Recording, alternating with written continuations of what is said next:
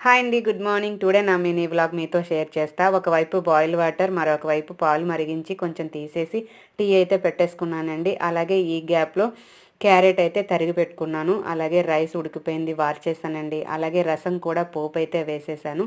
పిల్లలకి స్కూల్‌కి లంచ్ బాక్సెస్‌కి అయితే క్యారెట్ ఫ్రై అయితే చేస్తున్నానండి. మార్నింగ్ ఒక హాఫ్ అన్ అవర్ ముందు లేవడం వల్ల మనం చాలా పనులు ఎలాంటి స్ట్రెస్ లేకుండా చేసుకోవచ్చండి. ఎలాంటి హడావిడి కూడా లేకుండా చేసుకోవచ్చు. పిల్లలు వెళ్ళిన వరకు కూడా గాబరా లేకుండా, ఎటువంటి గాబరా లేకుండా, ఏది మర్చిపోకుండా కూడా చేసుకోవచ్చు.